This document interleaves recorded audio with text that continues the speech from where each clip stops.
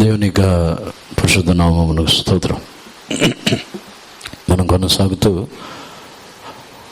హెబ్రీయులకు రాసిన పత్రికలో 11వ అధ్యాయంలో విశ్వాస వీరులు వారిని గురించి కొనసాగుతూ మనం ధ్యానిస్తున్నాం. అందులో యెఫ్తాని గురించి కొన్ని వారములుగా మనము ధ్యానిస్తున్నాం. యెఫ్తా యొక్క విశ్వాసము ఎందుకు శ్రేష్టముగా ఉన్నది, ఆ యెఫ్తా యొక్క విశ్వాసము ఎటువంటిదని మనం కొనసాగుతూ ధ్యానించుస్తున్నాం. దేవుని యొక్క పరిశుద్ధ నామమునకు స్తోత్రం. న్యాయాధిపతులు 11వ అధ్యాయంలో మనం పోయిన వారముల్లో ధ్యానించినది, యెఫ్తా తాను యుద్ధమునికి వెళ్ళినప్పుడు తాను బుద్ధిహీనముగా తాను మ్రొక్కుబడి చేసుకుని ఉన్నాడు. కానీ మ్రొక్కుబడి చేసిన వాటిని తాను తప్పక దేవునికి అర్పించుచున్నవాడై ఉన్నాడు. దాని గురించి న్యాయాధిపతులు 11వ అధ్యాయము 35వ వాక్యంని చదివినప్పుడు అక్కడ నేను దానిని మార్చకూడదు అని దృఢముగా చెప్పుచున్నాడు. చదవండి. కాబట్టి అతడు ఆమెను చూచి తన బట్టలు చింపుకొని, అయ్యో నా కుమారి, నీవు నన్ను బహుగా కృంగచేసితివి. నీవు నన్ను తల్లడింప చేయి వారిలో ఒకటివై ఉన్నావు. నేడు యెహోవాకు మాట ఇచ్చి ఉన్నాను గనుక వెనుక తీయలేననగా, నేను యెహోవాకు మాట ఇచ్చి ఉన్నాను కాబట్టి వెనుక తీయలేను అని రూఢిగా చెప్పుచున్నాడు. యెఫ్తా యొక్క జీవితంలో తాను ప్రతిష్ట చేసుకున్నది, తాను మ్రొక్కుబడి చేసుకుని ఉన్నాడు. ఒకవేళ వేరే పశువులో, మేకలో, గొర్రెలో, లేకపోతే తాను అర్పించటకు ఏ జీవులు వచ్చినను సంతోషముగా అర్పించుండవచ్చు. కానీ తన యొక్క సొంత కుమారుతి, ఒకే కుమారుతి, ఆ యెఫ్తాకు వేరే సంతానం కూడా లేదు, వేరే సంతానమే లేదు, ఒకే కుమార్తెగా ఉన్నప్పుడు కూడా తాను మ్రొక్కుబడి చేసుకున్న వాటిని బట్టి అక్కడ దేవునికి అర్పించుచున్నాడు. దేవునికి పరిశుద్ధ నామమునకు స్తోత్రం. యెఫ్తా యొక్క జీవితంలో యెఫ్తా యొక్క విశ్వాసం, దేవుని యందు ఉన్న విశ్వాసము, తాను తన యొక్క కుమార్తెని గురించి దుఃఖపడినా ఆ కుమార్తెని కూడా దేవుడే ఇచ్చి ఉన్నారని తనకు ఒక నమ్మిక. యెఫ్తా యొక్క జీవితంలో ఎందుకు తన యొక్క సొంత కుమార్తెని కూడా దేవునికి అర్పించడానికి తాను సిద్ధపడి ఉన్నాడంటే ఆ కుమార్తెని దేవుడే ఇచ్చి ఉన్నారని తనకు తెలుసు. అబ్రహాము లాగా అబ్రహాము యొక్క జీవితంలో కూడా ఇసాకుని దేవుడు బలిగా అర్పించమని చెప్పినప్పుడు అబ్రహాము కూడా ఏమాత్రమును సందేహించకుండా తాను వెళ్ళి ఇసాకుని బలిగా అర్పించటకు తీసుకుని వెళ్ళి ఉన్నాడు. అప్పుడు అక్కడ అబ్రహాము యొక్క విశ్వాసము, దేవుడే ఇసాకుని ఇచ్చి ఉన్నారు కాబట్టి తిరిగి దానిని ఇసాకుని ఇవ్వగలరని అబ్రహాముకు ఒక విశ్వాసం. అందుకే అబ్రహాము కూడా ఇసాకుని అర్పించటకు తాను వెళ్ళుచున్నాడు.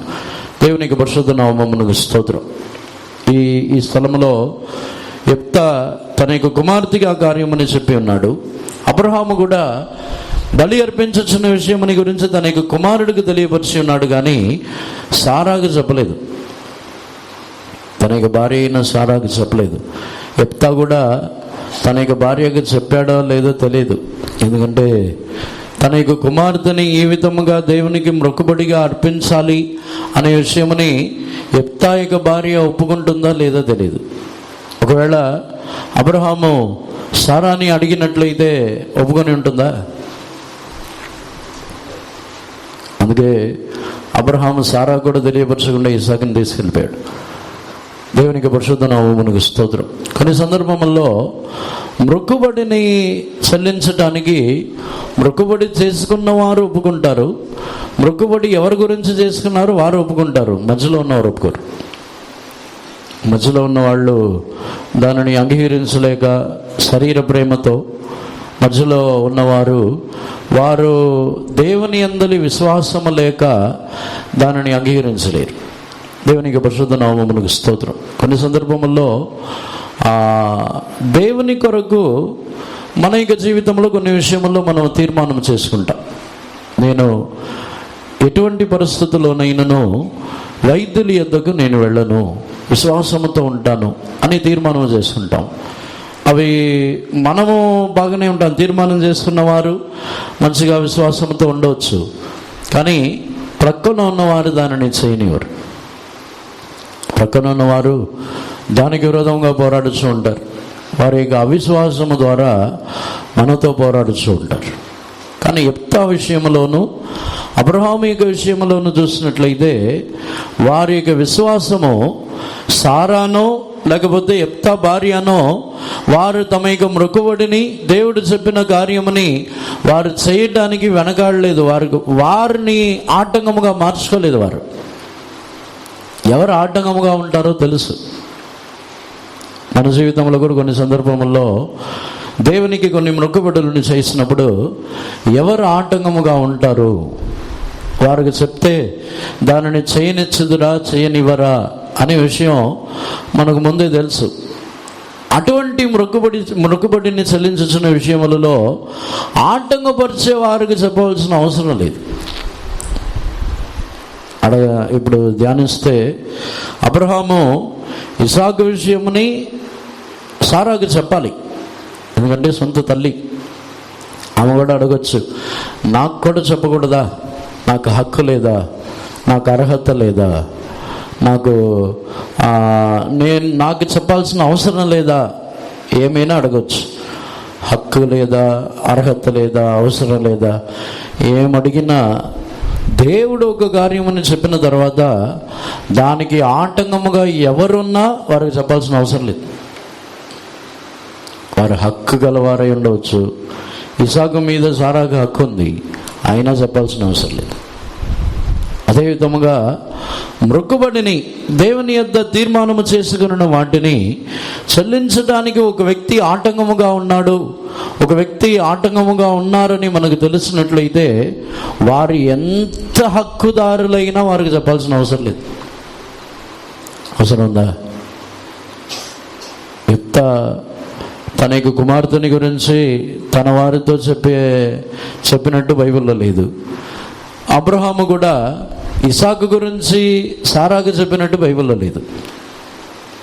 సొంత కుమారుని గురించి, సొంత కుమార్తెని గురించే దేవునికి అర్పించుచున్న విషయంలో చెప్పవలసిన అవసరం లేదంటే మనము దేవునికి అర్పించుచున్న వాటి గురించి వేరెవరికి చెప్పాలి? దేవునికి మొక్కుబడి చేసుకుని అర్పించుచున్న కానుకలైనా, అర్పించుచున్న దేని గురించి అయినా సరే మరొక వ్యక్తికి చెప్పవలసిన అవసరం లేదు. వారు కొన్నిసార్లు మనల్ని అడుగుతారు, నాకు రైట్ ఉందంటారు, నాకు హక్కు ఉందంటారు. దేవునికి అర్పించే విషయంలో ఎవరికి హక్కు లేదు. దేవునికి పరిశుద్ధ నామమునకు స్తోత్రం. దేవునికి సమర్పించే విషయంలో వారు సొంత వారు రక్త సంబంధులే అయినా వారికి చెప్పాల్సిన అవసరం లేదు. పరిశుద్ధ గ్రంథంలో ఉన్న ఆధారముని బట్టి ఒకవేళ వారు ఆటంకపరచని వారైతే చెప్పొచ్చు. దేవుడు కూడా సంసోను జన్మించబడుచున్నప్పుడు అప్పుడు ఏ విధముగా పెంచాలి, తనకు ఒక కుమారుణ్ణి ఇస్తానని భార్యతో చెప్పిన తర్వాత తన యొక్క భర్త కూడా వచ్చి అడుగుతున్నాడు. ఆ కార్యముని ఆ భర్తకు దేవుడు బయలుపరుచుతున్నారు. ఎందుకంటే ఆ కార్యముని తాను ఆటంకపరిచేవాడు కాదు, సంసోని యొక్క ప్రతిష్టని తానును నెరవేర్చేవాడు. దేవునికి పరిశుద్ధ నామమునకు స్తోత్రం. కొన్నిసార్లు పిల్లల గురించి అయినా, మొక్కుబడులని గురించి అయినను, దేవుని యొద్ద నిబంధన చేసుకొని తీర్మానం చేసుకోవాల్సిన కార్యముని గురించి అయినా కొందరికి ఎందుకు బయలుపరచరంటే వారు దానికి ఆటంకముగా ఉంటారు. ఇసాకుని బలి అర్పించే విషయంలో సారాకు బయలుపరచలేదు. యెఫ్తా తాను తీర్మానం చేసుకునే విషయముని తన యొక్క భార్యకును తెలియపరచలేదు. ఎందుకంటే వారు ఆటంకముగా ఉండవచ్చు. అనేక కార్యములలో ఆటంకముగా ఉన్న వారికి దేవుడు దానిని తెలియపరచలేదు. కొన్ని సందర్భంలో మాకు చెప్తేనే కానీ పంపించమంటాం మనం. అదే విధంగా దేవుడు కూడా మనం పంపిస్తామా లేకపోతే మనం దేవునికి అర్పిస్తామా లేదా దేవునికి తెలుసు. దానికి తగ్గట్టే దేవుడు కూడా మనకు బయలుపరుస్తారు. దేవునికి పరిశుద్ధ నామమునకు స్తోత్రం. ఇక్కడ యెఫ్తా తన యొక్క కుమార్తెకి ఆ కార్యమని తెలియపరిచినప్పుడే చెప్పుచున్నాడు, దీనిని నేను చేసి తీరాలి. దేవునికి పరిశుద్ధ నామమునకు స్తోత్రం. కానీ యెఫ్తా యొక్క కుమార్తెని కూడా అలాగే పెంచి ఉన్నాడు. తన యొక్క భార్య అటువంటి స్వభావములతో లేదో ఏమో, కానీ యెఫ్తా యొక్క కుమార్తె దేవునికి అర్పించుతున్న విషయములలో వెనకాడని ఒక వ్యక్తిగా ఉన్నది. తన్ను కూడా దేవునికి తన యొక్క ప్రాణముతో సహా అర్పించడానికి కూడా ఆమె సిద్ధపడింది. దేవునికి అర్పించుతున్న విషయములలో తాను ఎంత మాత్రమును భయపడలేదు. మనకి విశ్వాసం ఏ విధముగా ఉంది? మనకి విశ్వాసంలో దేవునికి అర్పించాలని వచ్చినప్పుడు దేనినైనాను అర్పించగలిగిన మనసు మనకుందా? మనం అంటాం, ఏదైనా నేను ఇవ్వగలను, ఏదైనా దేవుని కొరకు ఇవ్వగలనని. ఇతరులకు పక్కనున్న వాళ్ళకి ఎవరైనా అడిగితే రూపాయి ఇస్తావా? ఎవరైనా అవసరమని చెప్పి మన దగ్గరికి వచ్చి అడిగారు అనుకోండి, ఇస్తారా? అవసరమని అడిగిన వాళ్ళకి ఇవ్వకపోతే ఇంక దేవునికి ఏమిస్తారు? దీనులని కనికరించుచున్నవాడు దేవునికి అప్పించుచున్నవాడు. అంటే దీనులనే కనికరించకపోతే చెప్తాం నోటి ద్వారా, పేతురులాగా నేను మరణమే వచ్చినా మీ యొద్ద నుండి తొలగిపోను అంటాం. కానీ మొదటి వారుగా నేను మిమ్మల్ని ఎరుగను, ఆయనని ఎరుగనని శపించి దూషించే వారిలో మొదటి వారుగా ఉంటాం. దేవునికి పరిశుద్ధ నామమునకు స్తోత్రం. కానీ యెఫ్తా తన యొక్క కుమార్తె విషయంలో తాను చేసుకున్న ఆ మృక్కుబడిలో కుమార్తె కూడా తను అప్పగించుకుంటుంది. దేవునికి అర్పించుతున్న విషయంలో దేవునికి తన్ను పూర్తిగా దేవుని కొరకు తన్ను త్యాగము చేయించిన విషయంలో తన పూర్తిగా అర్పించడానికి సిద్ధపడింది. మనం దేవుని కొరకు ఏమైనా వదిలేస్తామా? దేవుని కొరకు కక్షల్ని వదిలేస్తారా? నేను ఎందుకు వదలాలి? దేవుని కొరకు గర్వము, అహంకారముని వదిలేస్తామా? దేవుని కొరకు మనం తగ్గించుకుంటామా? దేవుని కొరకు దేన్ని నేర్పిస్తాం? దేవుని కొరకు ఏమైనా చేస్తాం అంటాం. దేవుని కొరకు దీన్ని వదలగలరా? దేవుని కొరకు మౌనంగా ఉంటారా? దేవుని కొరకు ఏం చేయగలరు? మనం చెప్తాం, దేవుని కొరకు నేను ఏమైనా చేయగలను. ఏం చేయగలరు? దేవుని కొరకు మనము సమయముని ఇవ్వగలమా? త్యాగం చేయగలమా? మనకి బలమని, శక్తిని, సమయముని అన్నిటినీ త్యాగం చేయగలమా? మనము సంఘము నిమిత్తము, దేవుని నిమిత్తము, ఇతరుల నిమిత్తము మనం త్యాగం చేయగలమా? యెఫ్తా యొక్క జీవితంలో తన యొక్క కుమార్తెని అలా పెంచి ఉన్నాడు. తన యొక్క కుమార్తె యెఫ్తాని ధైర్యపరుచుతున్నది. యెఫ్తా అయితే నేను నోరు తెరిచి మాట ఇచ్చి ఉన్నాను, దానిని మార్చకూడదు అంటున్నాడు. 35వ వాక్యం 36వ వాక్యమని మరలా చదవండి. కాబట్టి అతడు ఆమెను చూచి తన బట్టలను చింపుకొని, అయ్యో నా కుమారి, నీవు నన్ను బహుగా కృంగజేసితివి.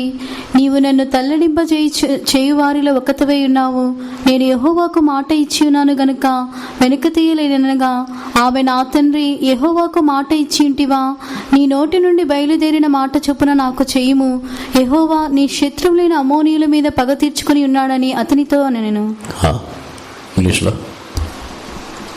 And it came to pass, when he saw her, that he rent his clothes and said, Alice, my daughter, thou hast brought me very low, and thou art one of them that trouble me, for I have opened my mouth unto the Lord, and I cannot go back. And she said unto him, My father, if thou hast opened thy thy mouth unto the Lord, do to me according to that which hath proceeded out of thy mouth. For as much as the Lord hath taken vengeance for thee of thine enemies, even of the children of Ammon. దేవునికి పరిశుద్ధ నామమునకు స్తోత్రం. యెఫ్తా నేను మాట మార్చకూడదు, ఆ మాటని బట్టే చేయాలని తన యొక్క కుమార్తెతో చెప్పిన వెంటనే తన యొక్క కుమార్తె యెఫ్తాని ధైర్యపరుచున్నది. మీరు మాట ఇచ్చి ఉన్నారా, ఆ మాటని బట్టే చేయము ఎందుకని కూడా ఆమె చెప్పుచున్నది. అమ్మోనీయులని దేవుడు నీ చేతిలో అప్పగించి ఉన్నారు కదా. దేవునికి పరిశుద్ధ నామమునకు స్తోత్రం. దేవుని యొద్ద చేసుకొనిన మొక్కుబడిని, దేవుని యొద్ద చేసుకొనిన నిబంధనని, దేవుని యొద్ద చేసుకొనిన తీర్మానములని తప్పక, లేకపోతే దేవునికి దేనినైనను, దేవునికి తన యొక్క ప్రాణముని కూడా అర్పించటకు సిద్ధపడుచున్న వారు ఎవరంటే దేవుడు చేసిన వాటిని గురించిన కృతజ్ఞత గలవారు. యెఫ్తా కృతజ్ఞతతో మీరు అమ్మోనీయులని నా చేతిలో అప్పగిస్తే మొక్కుబడిని చెల్లిస్తానని చెప్పి ఉన్నాడు. యెఫ్తా యొక్క కుమార్తె కూడా అదే మాట చెప్పుచున్నది. దేవుడు అమ్మోనీయులని నీ చేతిలో అప్పగించి ఉన్నారు కదా. దేవుడు చేసిన మేళ్ళకి దేనినైనా అర్పించటకు, దేవుడు ఏమడిగినా అర్పించటకు వారు అంత కృతజ్ఞత గలవారు. దేవుడు చేసిన మేళ్ళకి. దేవునికి పరిశుద్ధ నామమునకు స్తోత్రం. మనం అనేక సందర్భాల్లో దేవుని మీద సనిగి ఉంటాం. దేవుడు నాకేం మేలు చేశారు, నాకేం ఆశీర్వాదం ఇచ్చారు, నన్ను నాకు ఏ విధమైన ఆశీర్వాదములను ఇచ్చారు, ఇలా నాకేం మేలు చేశారు, ఏం చేశారని అడుగుతూ ఉంటాం. కానీ దేవుడు చేసిన ఒక్క వాటికైనా దేవునికి మనం ఏమిచ్చి ఉన్నాం? యెఫ్తా యొక్క విశ్వాసముని చూస్తే, యెఫ్తా అమ్మోనీయులని నా చేతికి అప్పగిస్తే ఏ కార్యం ఏదైనా సరే బలి అర్పిస్తానంటున్నాడు. తన యొక్క కుమార్తెని కూడా దేవునికి ఇవ్వడానికి సిద్ధపడ్డాడు. మాట మార్చకూడదు అంటున్నాడు. మనకు కృతజ్ఞత కలిగిన అనుభవం ఉందా? దేవునికి పరిశుద్ధ నామమునకు స్తోత్రం. విశ్వాసం గల వారికి కృతజ్ఞత కూడా ఉంటుంది. దేవుని యందలి దేవుడు నిశ్చయముగా నా కార్యములలో నిశ్చయముగా జయమించుదురు, ఆయన నా శత్రువులని జయించుటకు నాకు సహాయం చేయుదురు అని విశ్వాసం గల వారికి కృతజ్ఞత కలిగిన హృదయం కూడా ఉంటుంది. మనకు కృతజ్ఞత కలిగిన హృదయం ఉందా? విశ్వాస జీవితముని గురించి ధ్యానించినట్లయితే కృతజ్ఞతతో పాటే ఉంటుంది. కృతజ్ఞత లేకపోతే విశ్వాసం కూడా ఉండదు. కృతజ్ఞత లేని వారికి, దేవుడు చేసిన మేళ్ళని, దేవుడు చేసిన వాటిని మర్చిపోయిన వారికి విశ్వాసము కూడా ఉండదు. దేవునికి పరిశుద్ధ నామమునకు స్తోత్రం. ఉదాహరణముగా ఇశ్రాయేల్ జనుల యొక్క జీవితంలో చూసినట్లయితే, ఇశ్రాయేల్ జనులు ఐగుప్తులో వారు బానిసలై ఉండి పలు రకములుగా హింసింపబడుతున్నప్పుడు వారు కేకలు వేయటం ద్వారా, దేవుని చూసి మొరపెట్టడం ద్వారా వారిని విడిపించుటకు మోషేని పంపించి అనేక అద్భుతములని చేసిన దానిని వారే చూసి ఉన్నారు. అనేక అద్భుతముల ద్వారా వారిని విడిపించి తీసుకుని వచ్చిన తర్వాత ఇశ్రాయేల్ జనులు దాన్ని మర్చిపోయారు. దాన్ని మర్చిపోయి ఇప్పుడు ఆహారం లేదు, నీళ్లు లేవు, ఇప్పుడు దేవుడు చేసిన అద్భుతములు అన్నిటినీ మర్చిపోయి దేవుని మీదే సనుగుచున్నారు. మమ్మల్ని మాకేం చేశారు, ఏమిచ్చారు, మాంసము లేదు, ఇలా వీటికి సనుగుచు కృతజ్ఞత లేని వారుగా మారిపోయారు. వారికి విశ్వాసమును లేదు, కృతజ్ఞతను లేదు. దేవునికి పరిశుద్ధ నామమునకు స్తోత్రం. దేవుని యందలి విశ్వాసం పెరుగుటకు ఒక కారణము కృతజ్ఞత కలిగిన అనుభవం కూడా. యెఫ్తా యొక్క కుమార్తె వచ్చి కృతజ్ఞతతో ఉంది. తండ్రి మాత్రమే కాదు, యెఫ్తా కృతజ్ఞత కలిగి తన యొక్క కుమార్తెని అర్పించాలనుకుంటున్నాడు. అదే విధముగా తండ్రికి దేవుడు చేసిన మేళ్ళని గురించి కుమార్తె కూడా దేవుని యందలి కృతజ్ఞత కలిగి ఉన్నది. అమ్మోనీయులని దేవుడు నీ చేతికి అప్పగించి ఉన్నారు కదా. మనకు చేసిన మేళ్ళని గురించి మాత్రమేనా? మన యొక్క ఇంటి వారు, మన తోటి వారు, మన యొక్క సంఘస్థులు అందరికీ దేవుడు చేయించిన మేళ్ళని గురించి మనం కృతజ్ఞత కలిగి ఉన్నామా? విశ్వాసం గలవారు, విశ్వాసములో ఎదుగుచున్న వారు కృతజ్ఞత గలవారు ఉంటారు. మనం కృతజ్ఞత కలిగి ఉన్నామా?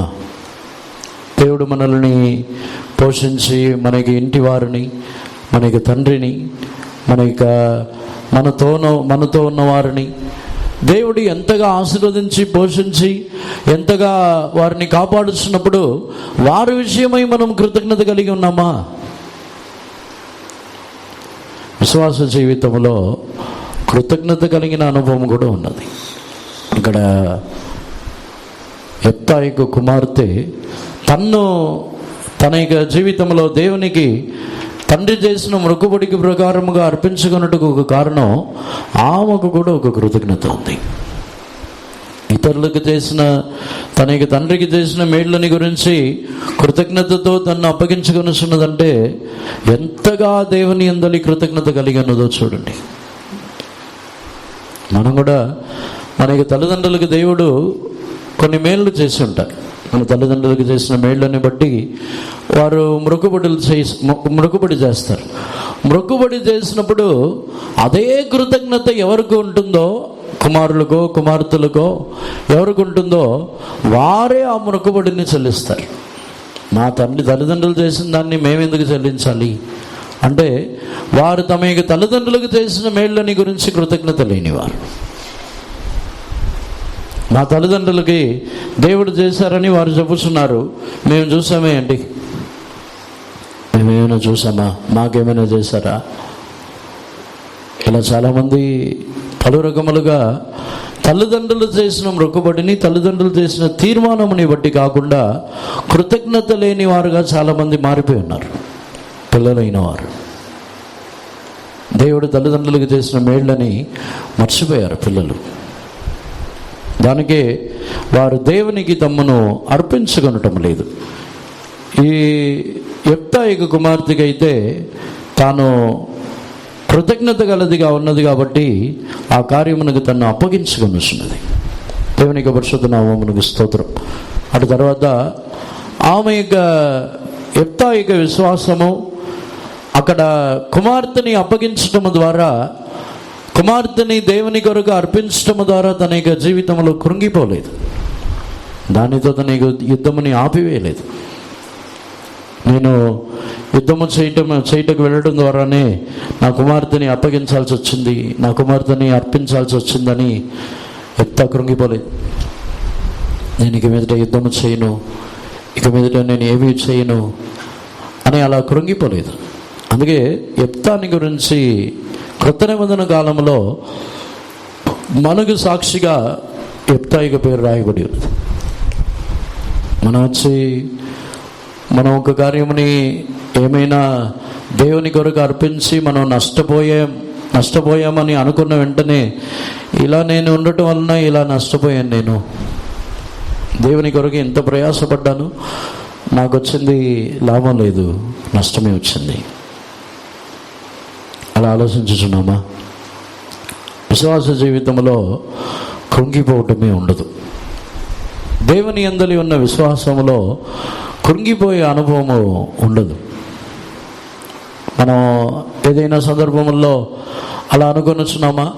దేవుని నమ్మటం ద్వారా దేవుని యందలి విశ్వాసంతో ఉండి దేవుని కొరకు ఇంత ప్రయాసపడిన తర్వాత కూడా నాకు వచ్చింది ఏమిటి?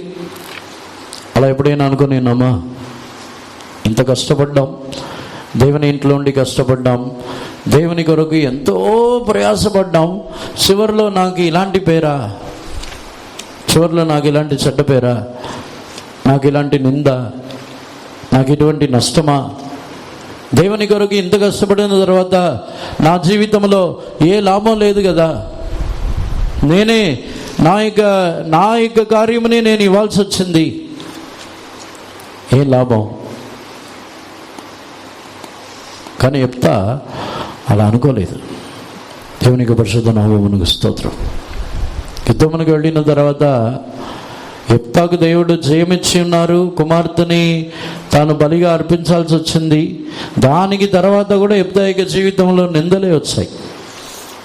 యెఫ్తాయి విశ్వాసము ఎందుకు శ్రేష్టముగా ఉన్నదంటే తాను చేయించిన దేవుని కొరకు చేయించిన యుద్ధములో నిందలని బట్టో లేకపోతే అవమానములని బట్టో తాను చేయించిన యుద్ధములలో తన జీవితంలో ఎటువంటి మాటలు వచ్చినా యుద్ధములని ఆపట్లేదు.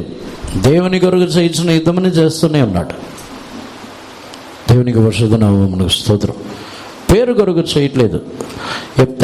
యెఫ్తాని గురించి ప్రారంభంలోనే మనము ధ్యానించినప్పుడు యెఫ్తా వచ్చి తన యొక్క జీవితంలో పేరు కొరకు తాను యుద్ధము చేయటం లేదు, తన యొక్క పేరు కొరకు చేయట్లేదు, దేవుని నామ మహిమ కొరకు చేయించున్నాడు. దేవునికి పరిశుద్ధ నామమునకు స్తోత్రం. యెఫ్తా యొక్క విశ్వాసంలో విశేషమైన అనుభవం ఉంది. తన యొక్క కుమార్తె కూడా 2 నెలలు తాను వెళ్ళి 37వ వాక్యముని చదవండి. మరియు ఆమె నా కొరకు చేయవలసినది ఏదనగా 2 నెలల వరకు నన్ను విడువుము, నేనును నా చెలికత్తెలను పోయి కొండల మీద ఉండి నా కన్నత్వమును గురించి ప్రలాపించదనని తండ్రితో చెప్పగా. ఇంగ్లీష్లో. And she said unto her father, let this thing to be done for me, let me alone two months, that I may go up and down upon the mountains and bewail my virginity and I my fellows. దేవునికి పరిశుద్ధ నామమునకు స్తోత్రం. తన యొక్క కన్యత్వముని గురించి దుఃఖపడటానికి ప్రలాపించడానికి తాను కొండల పైన వెళ్ళి తన యొక్క స్నేహితుల యొద్దకు వెళ్ళి దుఃఖముతో ప్రలాపించడానికి అక్కడ అవకాశం అడుగుతున్నది. యెఫ్తాకి తన యొక్క కుమార్తెకి అనుమతి ఇచ్చి తర్వాత తాను మొక్కుకున్న వాటిని బట్టి యెఫ్తా తన యొక్క కుమార్తెకి జీవితంలో చేసి ఉన్నాడు. దేవునికి పరిశుద్ధ నామమునకు స్తోత్రం. తన యొక్క కుమార్తెకి జీవితంలో తాను చేసింది వచ్చి బలి అర్పించడం అని చెప్పినట్లయితే తన యొక్క కుమార్తెని చంపలేదు. కన్యత్వముని గురించి ఎందుకు ప్రలాపించకు వెళ్ళి ఉన్నదంటే జీవితకాలం అంతయు కూడా తాను కన్యకగానే ఉండిపోవాలి దేవుని నిమిత్తం. అందుకే తన యొక్క కన్యత్వము నిమిత్తం వెళ్ళి ఆమె ప్రలాపించి ఉన్నది. దేవునికి పరిశుద్ధ నామమునకు స్తోత్రం. వారు కూడా యెఫ్తా యొక్క కుమార్తె యొక్క కన్యత్వముని గురించే ప్రతి సంవత్సరం కూడా వారు ప్రలాపించుతారు. దేవునికి పరిశుద్ధ నామమునకు స్తోత్రం. దేవుని కొరకు ఇక్కడ జరిగిన కార్యముని చూసినట్లయితే 11వ అధ్యాయము చివరి వాక్యముని చదవండి. ఆమె పురుషుని ఎరగనలేదు. ప్రతి సంవత్సరమున ఇశ్రాయేలు కుమార్తెలు 4 దినములు గీలాదు దేశస్థుడైన యెఫ్తా కుమార్తెను ప్రసిద్ధి చేయుట కద్దు. ఇంగ్లీష్లో. That the daughters of Israel went yearly to lament of the daughters of Jephthah that Gilead 4 days in the year. ప్రతి సంవత్సరము 4 రోజులు యెఫ్తా యొక్క కుమార్తె ఆమెని గురించి ప్రలాపించటము ఒక ఆనవాయితీ వారి యొక్క జీవితంలో. దీనిని ధ్యానించి చూస్తే దేవుని నిమిత్తము తన్ను అర్పించుచున్న వారిని ప్రతి సంవత్సరము ఇశ్రాయేలు జనులు గిలియాదీలు ఆ జనులు జ్ఞాపకం చేసుకుంటున్నారు. దేవునికి పరిశుద్ధ నామమునకు స్తోత్రం. వారు మర్చిపోలేదు.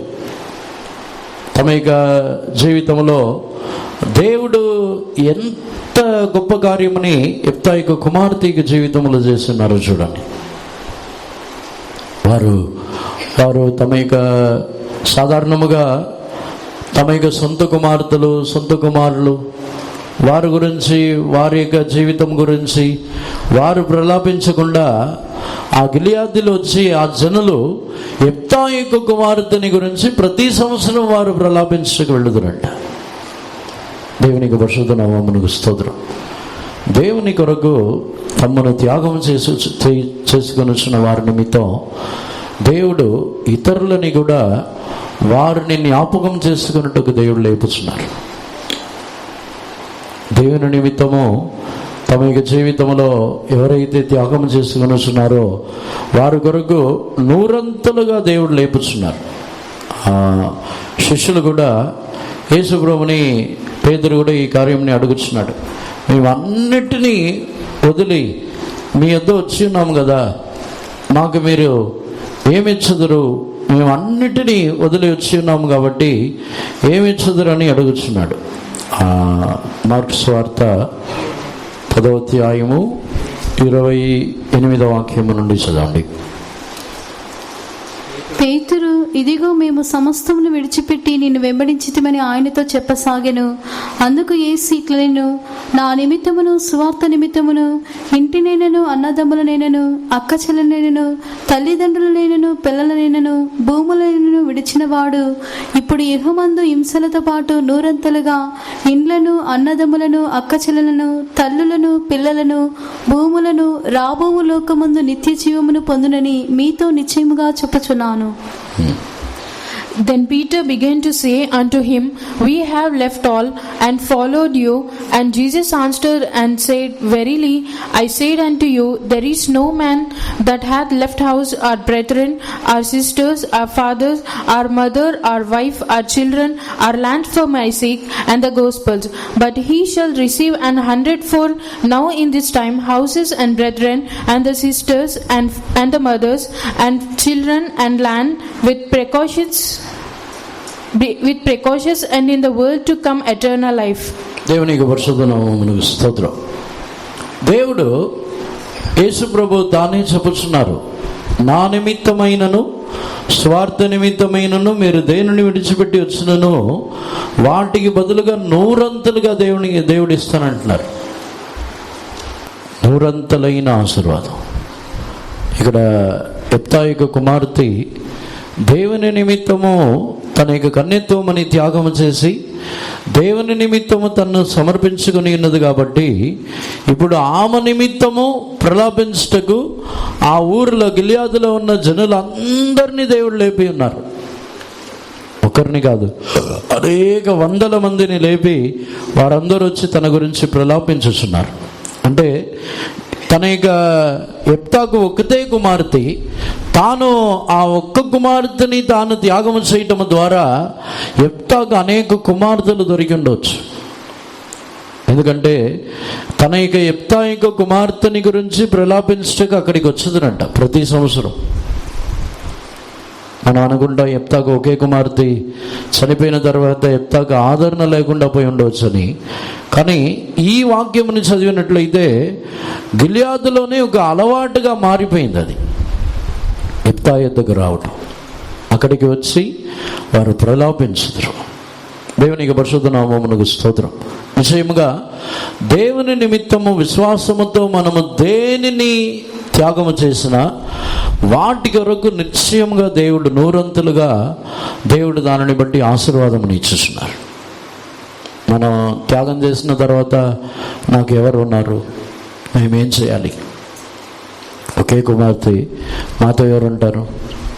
కొన్ని సందర్భముల్లో దేవునికి ఇచ్చే విషయంలో కూడా మేము ఇచ్చేస్తే మాతో ఎవరు ఉంటారు, మాకేముంటుంది, మాకు ఏం మిగులుతుంది అని చెప్పినప్పుడు మన జీవితంలో దానితోనే ఉంటాము తప్ప దేవుని యొక్క ఆశీర్వాదం అని మనం సంపూర్ణంగా అనుభవించలేం, నూరంతలుగా దానిని అనుభవించలేం. దేవునికి పరిశుద్ధ నామమునకు స్తోత్రం. నూరంతలుగా దేవుడు నూరంతలుగా మనల్ని ఆశీర్వదించవాలనంటే మనం త్యాగం చేయాలి. ఈ యెఫ్తా యొక్క కుమార్తె యొక్క విషయంలో దానిని దేవుడు నిరూపించి ఉన్నారు. వారు ఒక యెఫ్తా దుఃఖపడి ఉన్నాడు. ఒక యెఫ్తా మాత్రమే కాకుండా యెఫ్తా యొక్క కుమార్తె గురించి అందరిని తన యొద్దకు వచ్చి వారిని తన యొక్క సొంత వారులాగా దేవుడు మార్చి ఉన్నారు. తన యొక్క సొంత వారు ప్రారంభంలో తరిమి వేసి ఉన్నారు యెఫ్తాని. కానీ యెఫ్తా యొక్క కుమార్తెని తాను అప్పగించటం ద్వారా ఆ జనులందరినీ కూడా తన యొక్క సొంత వారులాగానే మార్చేశారు. జనులందరినీ కూడా తన యొక్క కుమార్తె నిమిత్తం ప్రలాపించి అంత దగ్గర వారుగా మార్చేశారు. ప్రతి సంవత్సరం ఎవరైనా అలా చేస్తారా? ప్రతి సంవత్సరం ఒక వ్యక్తిని గురించి ప్రలాపిస్తారా? అలాగే చేయాలంటే వారు రక్త సంబంధికులై మిక్కిలి దగ్గర సంబంధమైన వారే అలా చేస్తారు. యెఫ్తాకి దేవుడు అటువంటి ఒక కార్యమని చేసి ఉన్నారు. దేవునికి పరిశుద్ధ నామమునకు స్తోత్రం. యెఫ్తా దానికి తర్వాత తాను సొమసిల్లిపోలేదు. 12వ అధ్యాయంలో చదివినప్పుడు యెఫ్తాకి ఆ యుద్ధము అమోనీయులతో చేసిన యుద్ధమునకు తర్వాత తాను జయం పొంది ఉన్నాడు. జయం పొందిన తర్వాత ఎఫ్రాయిమీల ద్వారా తనకు నింద వచ్చేస్తున్నది. 12వ అధ్యాయము 1వ వాక్యం నుండి చదవండి. ఎఫ్రాయిములు కూడుకుని ఉత్తర దిక్కునకు పోయి, నీవు అమ్మోనులతో యుద్ధము చేయబోయినప్పుడు నీతో వచ్చుటకు మమ్ము నేల పిలవలేదు. నీవు కాపురమున్న నీ ఇంటిని అగ్నితో కాల్చివేయదమని యెఫ్తాతో చెప్పగా, 2వ వాక్యం. యెఫ్తా నాకును నా జనులకును అమ్మోనీయులతో గొప్ప కలహము కలిగినప్పుడు నేను మిమ్మల్ని పిలిచితిని గాని మీరు వారి చేతిలో నుండి నన్ను రక్షింపలేదు. మీరు నన్ను రక్షింపకపోవటం నేను చూచి నా ప్రాణమును అరచేతిలో ఉంచుకుని అమ్మోనీయులతో యుద్ధం చేయబోతిని. అప్పుడు యెహోవా వారిని నా చేతికి అప్పగించిన గనుక నాతో పోట్లాడుటకు మీరెలా నేడు వచ్చితిరనెను. ఇంగ్లీష్లో. And then men of Ephraim gathered themselves together and went northward and said unto Jephthah, wherefore passedst thou over to fight against the children of Ammon, and didst not call us to go with thee? We will burn thine house upon thee with fire. And Jephthah said unto them, I and my people were at great strife with the children of Ammon, and when I called you, ye deliver me not out of their hands. And when I saw that ye deliver me not, I put my life in my hands and passed over against the children of Ammon, and Lord delivered them unto my hand. Wherefore then are you come upon unto me this day to fight against me? దేవునికి పరిశుద్ధ నామమునకు స్తోత్రం. యెఫ్తా అమ్మోనీయులని జయించి వచ్చిన తర్వాత అమ్మోనీయులని జయించిన విషయము ఎఫ్రాయిములకు తెలిసిన వెంటనే అక్కడ ఎఫ్రాయిములు వచ్చి మమ్మల్ని ఎందుకు పిలవలేదు అంటున్నారు. ఒకవేళ యెఫ్తా ఓడిపోయినట్లయితే అప్పుడేమంటారు? మమ్మల్ని పిలవకపోవడం మంచిదంటారు. మేము కూడా చనిపోకుండా కాపాడబడ్డాం, దేవుడు మమ్మల్ని కాపాడారంటారు. పిలవలేదని యెఫ్తా జయించి వచ్చిన తర్వాత జయించిన వెంటనే వీళ్ళకి పేరు రాలేదు. ఇప్పుడు ఇశ్రాయేల్ జనుల మీదకి వచ్చిన అమ్మోనీయులని యెఫ్తా జయించిన వెంటనే ఎఫ్రాయిములకి వారికి పేరు రాలేదు. ఇప్పుడు దాన్ని సహించలేక మమ్మల్ని ఎందుకు పిలవలేదు అంటారు. మనం ఎప్పుడైనా చెప్తున్నామా మమ్మల్ని ఎందుకు పిలవట్లేదని? ఏదైనా కార్యంలో మమ్మల్ని ఎందుకు పిలవలేదని చెప్తున్నామా? అమ్మోనీయులు వచ్చి ఇశ్రాయేల్ జనులకు వచ్చి కామన్గా ఉన్న శత్రు. అమ్మోనీయులు వచ్చి గిలియాదులకు మాత్రమే కాదు శత్రు. అమ్మోనీయులు ఇశ్రాయేల్ జనులకి ఎప్పటి నుంచో కామన్గా ఉన్న శత్రు. కామన్గా శత్రు ఉన్నప్పుడు పిలవకుండా వచ్చి యుద్ధం చేయలేరా ఎఫ్రాయిములు? గిలియాదులో అక్కడ యెఫ్తాని పిలువనంపి ఉన్నారు.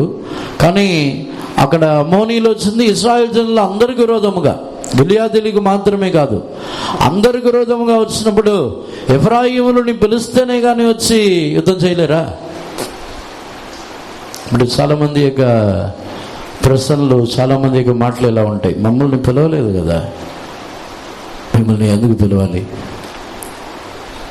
చాలామంది ఫీలింగ్ అది, మమ్మల్ని పిలవలేదు కదా.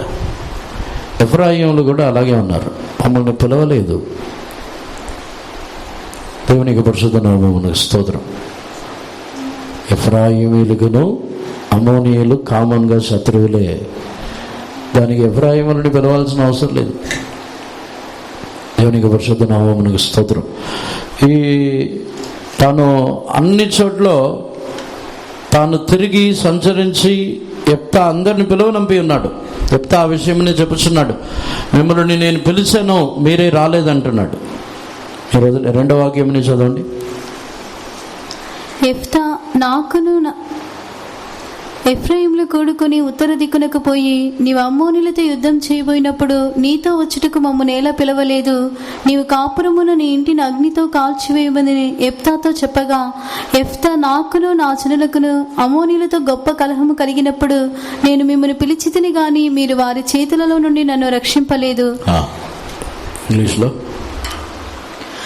And the men of Ephraim gathered themselves together and went northward and said unto Jephthah, And Jephthah said unto them, I and my people were at the great strife with the children of Ammon, and when I called you, ye deliver me not out of their hands. దేవునికి పరిశుద్ధ నామమునకు స్తోత్రం.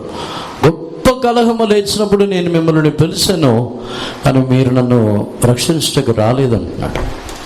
దేవునికి పరిశుద్ధ నామమునకు స్తోత్రం. ఎఫ్రాయిమీయులు నింద వేయటకు వచ్చి ఉన్నారు. కొన్ని సందర్భంలో మనం చెప్తాం, మమ్మల్ని పిలవలేదు. సక్సెస్ అయినప్పుడు అక్కడ జయం కలిగిన వెంటనే ఎఫ్రాయిములకు వచ్చి అక్కడ పేరు రాలేదు కాబట్టి పిలవలేదు అంటున్నారు. కానీ యెఫ్తా చెబుతున్నాడు, గొప్ప కలహము కలిగినది, మమ్మల్ని మీరు రక్షించటకు మీరు రాలేదంటున్నారు. ఒకవేళ ఎఫ్రాయిములు పిలవకుండా వచ్చి యుద్ధము చేసి ఓడిపోయి ఉన్నట్లయితే ఎఫ్రాయిమీయులలో కూడా నష్టము కలిగి ఉంటుంది. ఆ నష్టముని వారు సహించుకోలేరు, అందుకే రాలేదు.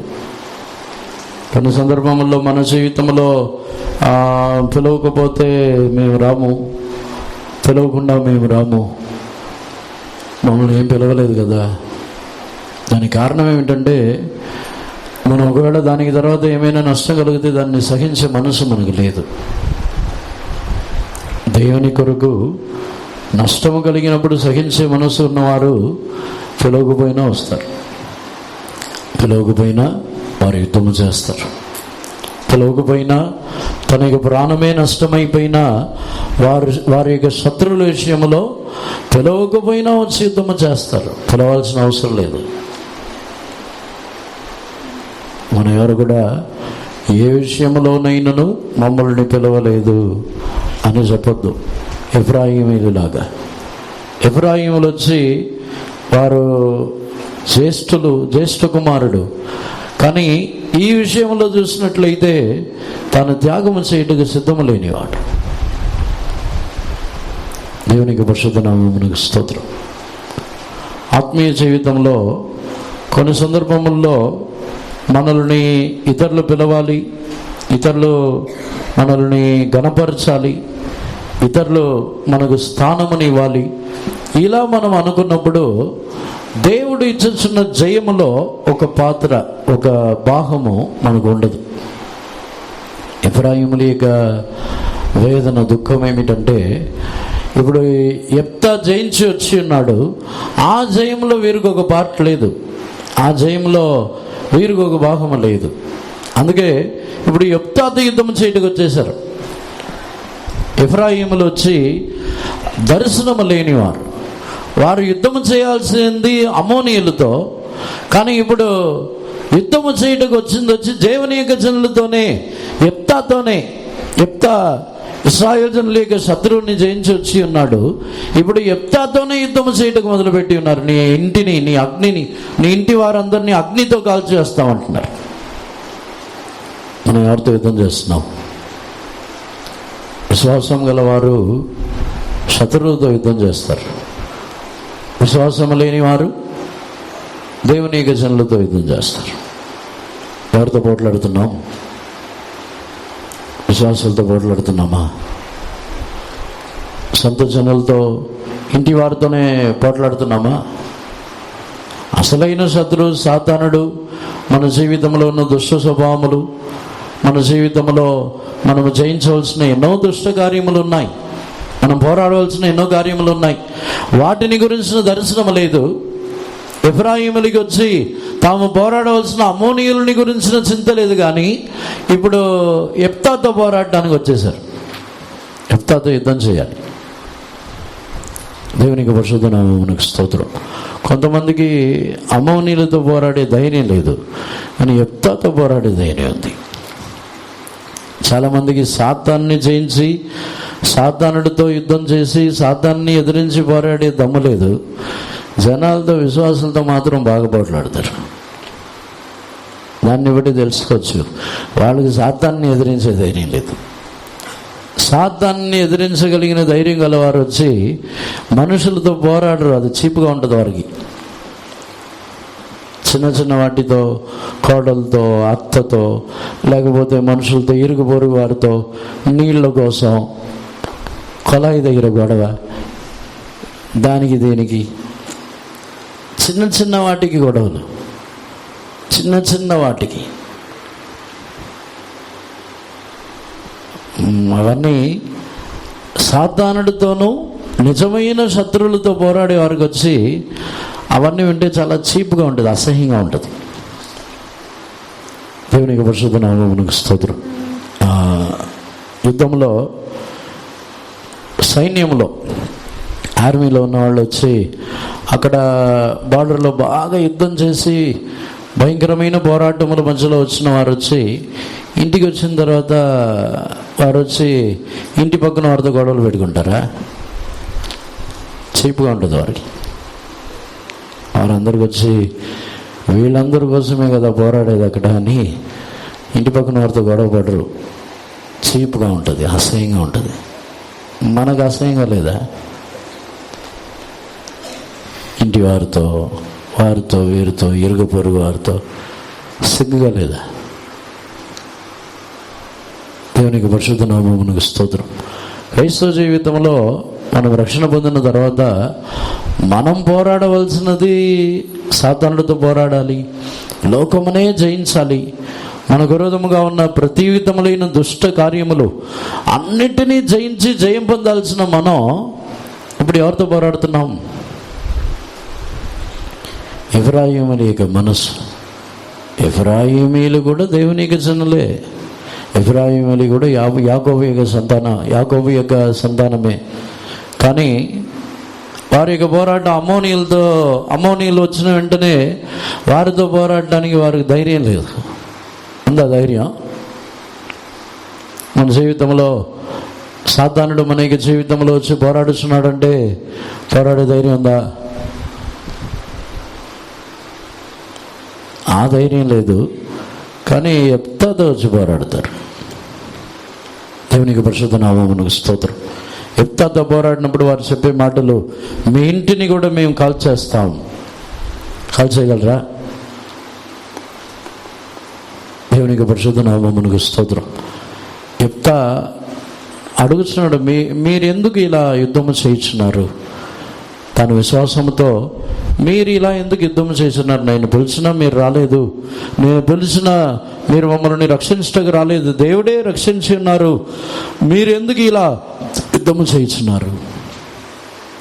ఆ యుద్ధం చేయటం యెఫ్తాకు ఇష్టం లేదు. కానీ ఎఫ్రాయిమీయులు యెఫ్తాకు విరోధంగా వచ్చినప్పుడు ఆ యుద్ధంలో కూడా జయం పొందుతున్నాడు. ఎఫ్రాయిమీయులు ఓడిపోయారు. ఇంచుమించి ఆ రోజు 40,000 మంది చనిపోయారు ఎఫ్రాయిమీయులు. చదవండి, న్యాయాధిపతుల్లోనే 12వ అధ్యాయంలో చదువుతున్నప్పుడు అక్కడ వారిని చంపివేయించినప్పుడు ఇంచుమించుగా 40,000 మంది వారు చనిపోయారు. 6వ వాక్యం 12వ అధ్యాయము 6వ వాక్యం చదవండి. అందుకతడు నేను కాను అని ఎడల వారు అతని చూచి షిబ్బోలేతను శబ్దము పలుకుమనిరి. అతడు అట్లు పలక నెరక షిబ్బోలేతని పలకగా వారు అతని పట్టుకుని యోర్దాను రేవుల యొద్ద చంపిరి. ఆ కాలమున ఎఫ్రాయిమీయులలో 42,000 మంది పడిపోయిరి. Then said they unto him, Say now Sibboleth. And he said Sibboleth, for he could not frame to pronounce it right. Then they took him and slew him at the passages of Jordan, and they fell at the time of Ephraim 40 and 2,000. దేవునికి పరిశుద్ధ నామమునకు స్తోత్రం. ఆ రోజు 42,000 మంది ఎఫ్రాయిములు చనిపోయారు. దేవునికి పరిశుద్ధ నామమునకు స్తోత్రం. ఎప్పుడైతే మనం నిజమైన శత్రులతో పోరాడటం మానేసి దేవుని యొక్క జనులతో మనం పోరాడుతున్నామో అప్పుడు మనమే నశించిపోతున్నాం. ఎవరైతే దేవుని జనులతోనూ చిన్న చిన్న విషయముల కొరకు ఇప్పుడు ఎఫ్రాయిముల యొక్క పోరాటం ఏమిటంటే అమ్మోనీయులు వచ్చి తమ యొక్క దేశముని నశింపజేస్తారు. అది వరకు గొప్ప విషయంగా లేదు. ఇప్పుడు వచ్చి యెఫ్తా పిలవలేదు, దానికే యుద్ధం. యెఫ్తా పిలవలేదు, మమ్మల్ని పిలవలేదు కాబట్టి దానికి యుద్ధం చేస్తున్నారు. పిలవలేదని చెప్పిన ఒక్క చిన్న విషయమే. యెఫ్తా పిలిచి ఉన్నాడు, అయినా పిలవలేదని చెప్పి వెళ్ళి 42,000 మంది చచ్చిపోవాలా? 42,000 మంది. దేవునికి పరిశుద్ధ నామమునకు స్తోత్రం. మనం అసలైన దేవునికి విరోధమైన శత్రువులు, నిజమైన శత్రువులతో మనం పోరాడకుండా మనం ఎఫ్రాయిమీయులు లాగా ఇలా చిన్న చిన్న కార్యములు వాటి కొరకు దేవుని జనులతోనే యుద్ధము చేయటం మనం ప్రారంభిస్తే, దేవుని జనుల దగ్గరికే వెళ్ళి మనం యుద్ధము చేయాలని అనుకున్నప్పుడు మనమే నశించిపోదు. దేవునికి పరిశుద్ధ నామమునకు స్తోత్రం. అందుకే యెఫ్తా యొక్క విశ్వాసం ఆ స్థలములో శ్రేష్టముగా ఉంది. యెఫ్తా తాను ఇశ్రాయేలు జనులని 6 సంవత్సరములు తాను న్యాయం తీర్చి ఉన్నాడు. దేవునికి పరిశుద్ధ నామమునకు స్తోత్రం. 6 సంవత్సరములు న్యాయం తీర్చి ఆ ఇశ్రాయేలు జనులని నడిపించి ఉన్నాడు. దేవునికి పరిశుద్ధ నామమునకు స్తోత్రం. యెఫ్తా గురించి ఇంకను మనము ధ్యానించినట్లయితే అక్కడ యెఫ్తా తాను ఆ విషయంలో యుద్ధము చేయుటకు బయలుదేరి ఉన్నాడు. 4వ వాక్యముని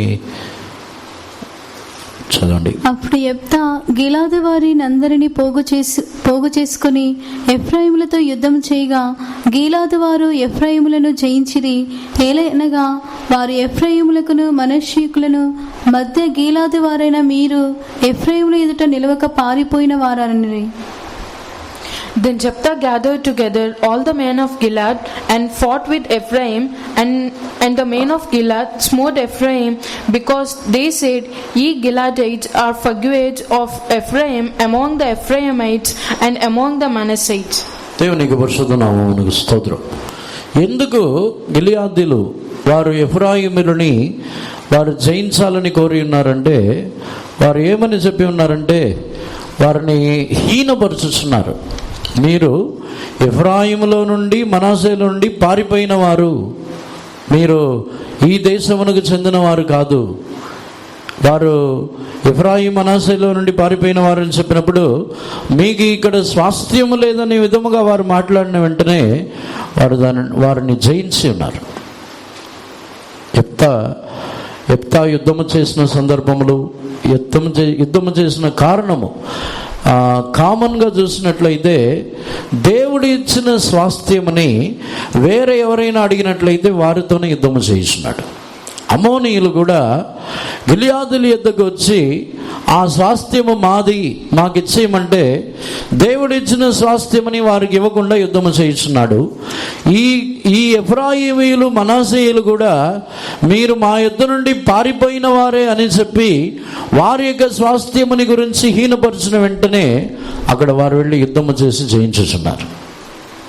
యెఫ్తాని గురించి ధ్యానించినట్లయితే దేవుడు తనకిచ్చిన స్వాస్థ్యముని గురించి మిక్కిలి వైరాగ్యం గలవాడు. ఇప్పుడు దానిని బట్టి చూసినట్లయితే మన యొక్క జీవితంలో దేవుడు మనకిచ్చిన స్వాస్థ్యం అనేది పరలోక రాజ్యమే. ఈ భూమిలో మనకు స్వాస్థ్యం లేదు. దేవుడు ఈ లోకములో సొంతముగా మన యొక్క జీవితంలో దేనిని ఉంచలేదు. కానీ పరలోక రాజ్యముని, సియోనుని, నూతన యెరూషలేముని మనకు స్వాస్థ్యముగా ఉంచి ఉన్నారు. ఆ సియోనుకును నూతన యెరూషలేమునకు విరోధముగా దానిని స్వతంత్రించుకొననివ్వకుండా దానిని తీసివేయ విధముగా మనతో పోరాడుచున్న శత్రువులని మనము జయించాలి. యెఫ్తా యొక్క విశ్వాసం అది. యెఫ్తా విశ్వాసముతో ఉన్నప్పుడు ఎవరైతే దేవుడు తమకిచ్చిన స్వాస్థ్యమునకు విరోధముగా వచ్చి ఉన్నారో వారు అమ్మోనీయులైనను ఎఫ్రాయిములైనను ఇద్దరిని జయించుచున్నాడు.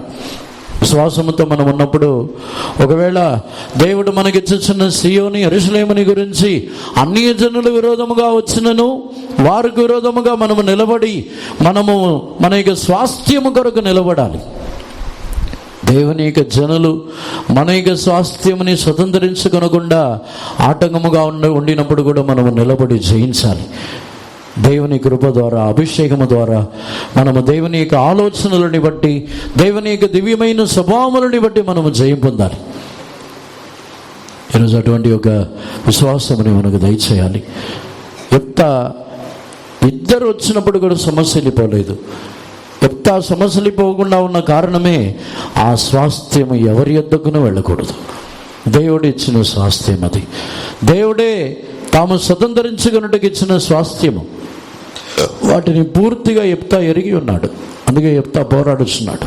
దేవుడు ఎలా ఆ స్వాస్థ్యమునిచ్చి ఉన్నారు. మనకు కూడా పరలోక రాజ్యముని, సియోనుని, యెరూషలేముని దేవుడు మనకి ఎలా ఇచ్చి ఉన్నారో మనం తెలుసుకోవాలి.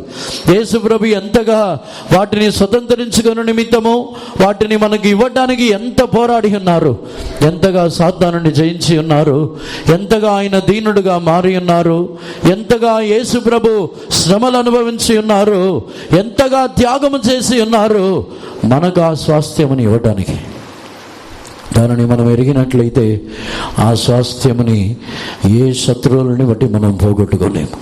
వాటి కొరకు మనం పోరాడుతాం, ఆత్మీయముగా మనం పోరాడుతాం, శరీర ప్రకారముగా మనం యుద్ధము చేయము. ఆత్మలో ఆ స్వాస్థ్యమును మన యుద్ధ నుండి తొలగిపోకుండా మనం పోరాడాలి. అదే యెఫ్తా యొక్క విశ్వాసం. అటువంటి ఒక విశ్వాసముని దేవుడు మనందరికీ దయచేయాలి. అందుకొరకు అందరిని సరి దేవుని స్తోత్రించదాము. స్తోత్రం.